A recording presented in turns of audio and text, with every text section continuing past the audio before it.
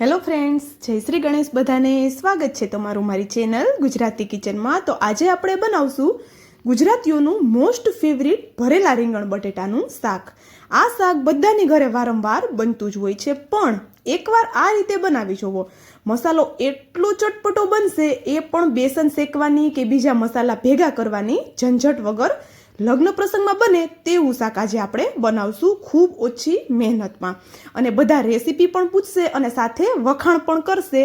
તો ચાલો બનાવવાનું શરૂ કરીએ. તો આ શાક બનાવવા માટે સૌપ્રથમ તો આપણે અહીંયા જે ભરવા માટેના નાના રીંગણ હોય છે એ લઈ લીધા છે. તો રીંગણ લેતી વખતે એ ચેક કરવાનું છે કે રીંગણ આવી રીતે આપણે પ્રેસ કરીએ તો સોફ્ટ હોવા જોઈએ. તો એવા રીંગણથી શાક એકદમ સરસ એવું બને છે. અને સાથે અહીંયા બટેટા લીધા છે મેં. તો જો બટેટા તમારે એડ ન કરવા હોય તો તમે સ્કીપ કરી શકો છો. તો તમે ખાલી રીંગણનું શાક પણ બનાવી શકો છો.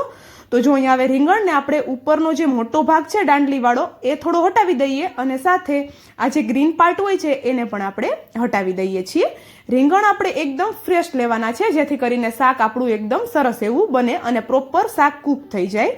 તો જો અહીંયા આપણે આવી રીતે 2 કટ લગાવી દેવાના છે અને અંદર ચેક પણ આપણે કરી લેવાનું છે કે રીંગણ આપણું ખરાબ તો નથી. અને રીંગણ આવી રીતે કટ કરી અને પાણીમાં એડ કરતું જવાનું છે, જેથી કરીને કાળું પણ આપણું રીંગણ ન પડે. અને પાણીમાં આપણે 1 ચમચી જેટલું મીઠું એડ કરી દેવાનું છે, જેથી કરીને રીંગણની જે કડવાટ હોય છે એ પણ નીકળી જાય. તો હવે ચાલો બટેટા પણ એ જ રીતે આપણે કટ કરીને રેડી કરી લેવાના છે. તો જો રીંગણનો કૂક જલ્દીથી થઈ જતા હોય છે ને બટેટાને કૂક થવામાં વાર લાગતી હોય છે, તો જે સાઈઝના રીંગણ છે એ સાઈઝથી થોડા નાના આપણે બટેટાના ટુકડા કરવાના છે. જો તમને બેબી પોટેટોઝ મળે તો તમે એ પણ લઈ શકો છો, અથવા તો આવી રીતે મારી જેમ બટેટાના 2 ટુકડા કરી અને 2 કટ લગાવી શકો છો. ચાલો હવે અહીંયા બધા રીંગણ બટેટા આપણા એ જ રીતે કટ થઈને રેડી થઈ ગયા છે. તો હવે આપણે મસાલો બનાવીએ. તો મસાલો આજે આપણે બેસન શેકવાની કે વધારે મસાલા ભેગા કરવાની ઝંઝટ વગર બનાવવાનો છે. તો એના માટે મેં અહીંયા ચવાણું લીધું છે. તો ચવાણામાં બધો ટેસ્ટ હોય છે, ખાટો, તીખો, ગળ્યો. તો આપણે અહીંયા શાક આ ચવાણાથી બનાવશું તો એકદમ જોરદાર બનશે. સાથે આમાં સિંગદાણા હોય છે, ધાણા હોય છે, વરિયાળી હોય છે, મીઠા લીમડાના પાન હોય છે, ગાંઠિયા હોય છે. તો વધારે આપણે અહીંયા કશું જ એડ કરવાની જરૂર નથી રહેતી. તો બસ ચવાણું લઈ લેવાનું છે. માત્ર અહીંયા ચવાણાથી આપણું આ શાક એકદમ ટેસ્ટી બનીને તૈયાર થઈ જશે. તો લગ્ન પ્રસંગમાં જે મસાલો બને છે એવો જ મસાલો આપણો અહીંયા ચવાણાથી બનીને રેડી થઈ જાય છે.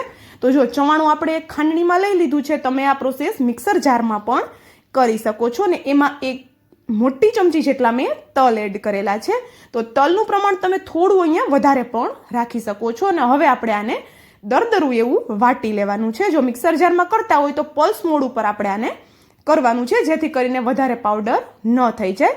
અને ચવાણું તળેલું હોય છે તો આપણે અહીંયા ઓઇલ એડ કરવાની પણ મસાલામાં જરૂર નહીં રહે.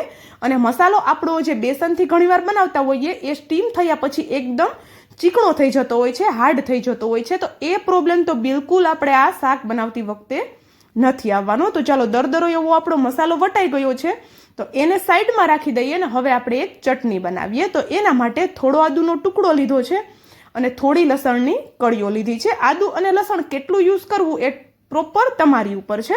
અને એમાં હવે આપણે એક મોટી સાઈઝનું પાકું ટમેટું લેવાનું છે. જો બને તો આપણે અહીંયા દેશી ટમેટું જ લેવાનું છે, જેથી કરીને શાકમાં થોડી ખટાશ આવે, થોડો ટેંગી એવો ટેસ્ટ આવે. તો જો ટમેટાના પણ આપણે થોડા મીડિયમ સાઈઝના નાના ટુકડા કરી અને આપણે જે લસણ અને આદુ સાથે જ મિક્સ કરી દેવાનું છે. અને એમાં 2 ચમચી જેટલો હું અહીંયા લાલ મરચું પાવડર એડ કરું છું. તીખાશ તમારે કેટલી રાખવી એ તમારી ઉપર છે, તમે એડજસ્ટ તીખાશ કરી શકો છો. થોડું અહીંયા જીરું લીધું છે અને અડધી ચમચીથી ઓછું આપણે મીઠું એડ કરેલું છે. હવે આ બધી વસ્તુને આપણે સરસ એવી વાટવાની છે. તો જો પ્રોપર આપણે એનો સાવ પેસ્ટ નથી બનાવવાની, હલકી હલકી બધી વસ્તુ સમજ આવે એ રીતે આપણે આને ખાંડીને વાટીને તૈયાર કરી લેવાની છે. તો જોઈ શકો છો તમે, ટમેટાના પણ ટુકડા આપણે સમજમાં આવે છે એ રીતે આપણે એની પેસ્ટ બનાવી લીધી છે. અને હવે આપણે ફરી પાછો આપણો મસાલો લઈ લઈએ. એમાં આપણે અડધી ચમચી જેટલો ધાણા જીરું પાવડર, અડધી ચમચી જેટલી હળદર અને અડધી ચમચી જેટલી હિંગ એડ કરેલી છે. અને 2 ચમચી જેટલો આપણે આ ટમેટાવાળી જે પેસ્ટ બનાવીને રાખી છે તે એડ કરવાની છે. ને બાકીની પેસ્ટ આપણે બચાવી લેવાની છે, એને આપણે શાકના વઘારમાં એડ કરશું. અને અહીંયા આપણે અડધી ચમચીથી થોડો ઓછો ગોળ લીધો છે અને અડધા લીંબુનો રસ લીધો છે. તો જો ભરેલું જે આપણે આખા રીંગણ બટેટાનું કે કોઈ પણ ભરેલું શાક બનાવતા હોય તેમાં ખાટો, મીઠો અને તીખો ત્રણેય ટેસ્ટ ચડિયાતા હશે ને તો જ ખાવામાં શાક ટેસ્ટી લાગશે. તો આપણે અહીંયા જે ચવાણું લીધું છે એમાં બધા ટેસ્ટ છે જ, પણ આપણે અહીંયા થોડો ચડિયાતો ટેસ્ટ કરવા માટે અહીંયા થોડો ગોળ, થોડું લાલ મરચું પાવડર અને અડધા લીંબુનો રસ એડ કરેલો છે. તો આપણો મસાલો છે એકદમ ટેસ્ટી ચટપટો બનીને તૈયાર થઈ જશે. તો હવે આ બધી વસ્તુને એકદમ સરસ એવી મિક્સ કરી લેવાની છે. એકવાર આ રીતે ચવાણોનો મસાલો ભરી અને શાક ટ્રાય કરી જુઓ. નોર્મલ તમે બેસન કે ગાંઠિયાનો મસાલો ભરી અને શાક બનાવો છો એના કરતાં આ શાકનો સ્વાદ 100 ગણો વધીને આવશે, કારણ કે ખૂબ ચટપટું એવું શાક બને છે, ખૂબ ઓછી મહેનતમાં. તો જો અહીંયા 2 મુઠ્ઠી જેટલા લીલા કટ કરેલા ધાણા એડ કરી અને મસાલાને સરસ એવો આપણે મિક્સ કરી લીધો. તો એકદમ ચટપટો આપણો અહીંયા મસાલો બનીને રેડી થઈ ગયો છે. તો હવે આપણે એને ભરી લેવાનો છે. તો ભરવા માટે પહેલાં તો રીંગણને પાણીમાંથી કાઢી અને મુઠ્ઠીમાં સરસ એવા દબાવી અને આપણે એનું બધું પાણી નિતારી લેવાનું છે અને પછી જ આપણે એમાં મસાલો ભરવાનો છે. એ વાતની આપણે ખાસ ધ્યાન રાખવાનું છે કે પાણી નિતારી અને પછી જ આપણે મસાલો ભરશું. તો મસાલો ભરવામાં આપણે બિલકુલ કંજૂસી નથી કરવાની, એકદમ સરસ એવો પ્રેસ કરી અને આપણે રીંગણમાં મસાલો ભરી લેવાનો છે. અને આ રીતે જે નાની સાઈઝના કુમળા રીંગણ આવે છે એ જ રીંગણ આપણે ભરેલા રીંગણનું શાક બનાવવા માટે લેવાના છે. જે મોટી સાઈઝના રીંગણ આવે છે થોડા આના કરતાં એ આપણે નથી લેવાના. તો ચાલો આપણું અહીંયા રીંગણ આપણે એ રીતે ભરી લીધું ને હવે હું તમને બટેટું ભરીને પણ બતાવી દઉં. તો જો તમારે બટેટા ન ભરવા હોય તો તમે એમ જ પણ રાખી શકો છો, પણ અત્યારે હું બટેટાને ભરી રહી છું. તો જો આપણે હલકા હાથે બટેટાને ભરવાનું છે, કારણ કે બટેટું છે એ કટ લગાવ્યા પછી જલ્દીથી તૂટી જતું હોય છે. તો જો અહીંયા બધા રીંગણ બટેટા મેં સરસ એવા ભરીને રેડી કરી લીધા છે. તો જોઈ શકો છો તમે સરસ એવા રીંગણને આપણે પ્રેસ કરીને ભરેલા છે. અને અત્યાર સુધીનો તો જો તમે વિડીયો જોયો હોય અને તમને થોડું પણ એમાં કંઈક પસંદ આવતું હોય તો પ્લીઝ વિડીયોને એક લાઇક, અને જો ચેનલ પર નવા હોય ને તો જલ્દીથી ચેનલને સબસ્ક્રાઈબ કરી દેજો અને સાથે જ બાજુમાં આપેલા બેલને પણ પ્રેસ કરી દેજો, જેથી કરીને આવી જ નવી નવી રેસીપીની નોટિફિકેશન તમારા સુધી પહેલાં આવે. અને અહીંયા થોડો મસાલો મેં બચાવી રાખ્યો છે. જો મસાલો બચતો ન હોય તો પણ થોડો મસાલો તો આપણે બચાવવાનો જ છે, કારણ કે એના વડે આપણે ગ્રેવી કરવાની છે. શાક આપણું ઘટ જે રીતે આપણે લગ્ન પ્રસંગમાં ખાઈએ છીએ એ રીતનું બનશે. તો ચાલો મસાલાને પણ સાઈડમાં રાખી દઈએ અને હવે શાકનો વઘાર કરીએ. તો વઘાર કરવા માટે મેં અહીંયા 2 ચમચા જેટલું ઓઇલ લીધું છે. તો જો ઓઇલ તમારે કેટલું શાકમાં એડ કરવું એ તમારી પર છે, તમારા ઘરમાં જે રીતે ઓઇલ ખવાય છે એ રીતે તમે લઈ શકો છો. એમાં રાઈ જીરુંનો વઘાર કરી દીધો, થોડી હિંગ એડ કરી દીધી અને આપણે જે ટમેટાવાળી પેસ્ટ બનાવીને રાખી હતી તે એડ કરી દીધી છે. સરસ એવી ટમેટાવાળી પેસ્ટ છે એને તેલ સાથે મિક્સ કરી દઈએ અને એમાં આપણે તરત જ જે બટેટા ભરીને રાખ્યા છે તે એડ કરવાના છે. તો જો આપણે અહીંયા રીંગણા એડ નથી કરવાના અત્યારે, એને સાઈડમાં રાખીએ અને ખાલી બટેટા જ એડ કરીએ. તો જો ઘણાના ઘરમાં શાક આ બને છે પણ એમાં એ પ્રોબ્લેમ આવતો હોય છે કે રીંગણ બટેટા હારે જ્યારે એડ કરે છે, રીંગણ બટેટાનું શાક જ્યારે હારે બનાવે છે ત્યારે રીંગણ વધારે કૂક થઈ જાય છે અને બટેટા કૂક નથી થતા. તો એના માટે જો તમે આ ટિપ્સ ફોલો કરજો, એકદમ પ્રોપર શાક બનીને તૈયાર થશે. તો શરૂઆતમાં વઘારમાં આપણે બટેટાને જ એડ કરી અને 2 થી 3 મિનિટ જેવા એને સાંતળી લેવાના છે. ને આ રીતે જે લસણ અને ટમેટાવાળી પેસ્ટમાં બટેટાને સાંતળશું એટલે શાકમાં ખાતી વખતે બટેટા બિલકુલ ફીકા નહીં લાગે. તો ચાલો 2 થી 3 મિનિટ જેવા મેં એને ફેરવતા સાંતળી લીધા છે. તો હવે આપણે એમાં રીંગણ એડ કરશું અને રીંગણને પણ આપણે સરસ એવા તેલ સાથે મિક્સ કરી દઈશું, વઘાર સાથે મિક્સ કરી દઈશું. તો એકદમ હલકા હાથે આ પ્રોસેસ કરશું આપણે અને એકદમ સરસ એવા મસાલો લાગી જાય આખા રીંગણ ઉપર એ રીતે આપણે સરસ એવા એને મિક્સ કરી દેવાના છે. તો એકદમ તમે લગ્ન પ્રસંગમાં ખાતા હોય એવું જ શાક બનીને તમારું ઘરે પણ તૈયાર થઈ જશે. તો જોઈ શકો છો તમે અત્યારથી જ શાક એટલું બધું ચટપટું ટેસ્ટી દેખાય છે કે કોઈને જોઈને મોઢામાં પાણી આવી જાય એટલું બધું આપણું શાક ટેસ્ટી અત્યારે દેખાવા લાગ્યું છે. તો હવે આપણે એમાં થોડા મસાલા કરીએ. તો મસાલામાં મેં અહીંયા સ્વાદ પ્રમાણે મીઠું એડ કર્યું અને 1 ચમચી જેટલો મેં અહીંયા કાશ્મીરી લાલ મરચું પાવડર એડ કરેલો છે, થોડો ધાણા જીરું પાવડર અને અડધી ચમચી જેટલું મેં અહીંયા હળદર એડ કરી છે, જેથી કરીને શાકનો કલર એકદમ સરસ આવે. તો હવે બધા મસાલા મિક્સ કરી લઈએ. આપણે આમાં ગરમ મસાલો એડ કરવાની પણ કોઈ જરૂર નથી રહેતી.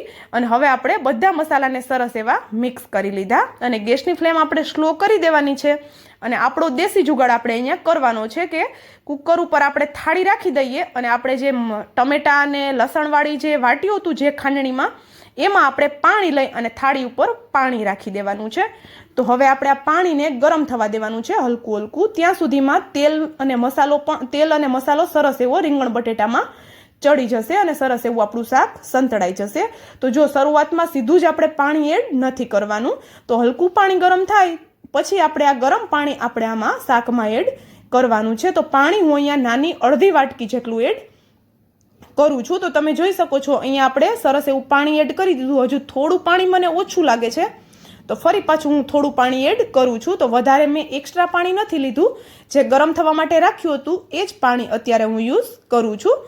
અને આપણે આને પાણી એડ કરી અને એક વખત સરસ એવું મિક્સ કરી દેવાનું છે. અને મિક્સ કરી દીધા પછી આપણો જે મસાલો બચ્યો છે એ લઈ લેવાનો છે અને આવી રીતે ઉપરથી આપણે એને સ્પ્રિંકલ કરી દેવાનો છે, છાંટી દેવાનો છે. અને જો એ વાતનું ખાસ ધ્યાન રાખશું કે મસાલો ઉપરથી એડ કર્યા પછી આપણે બિલકુલ એને મિક્સ નથી કરવાનું.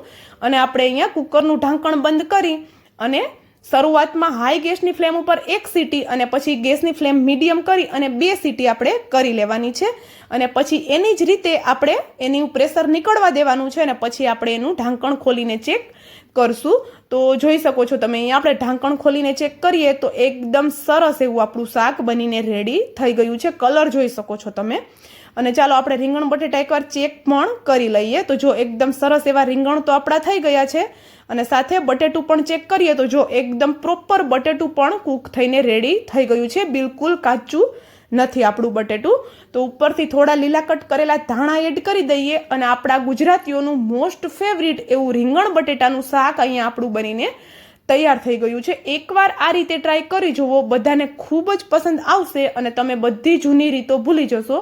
અને આ જ રીતે ભરેલા રીંગણનું શાક તમે આ જ રીતે બનાવશો અને આ જ રીતે એનો મસાલો પણ બનાવશો. તો જોઈ શકો છો એટલું બધું જોરદાર લાગે છે આપણું શાક કે અહીંયા કોઈ 2 રોટલીની જગ્યાએ 5 રોટલી ખાઈ જશે. એટલું બધું જોરદાર ટેસ્ટી એવું આપણું શાક બનીને તૈયાર થઈ ગયું છે. And thank you for watching.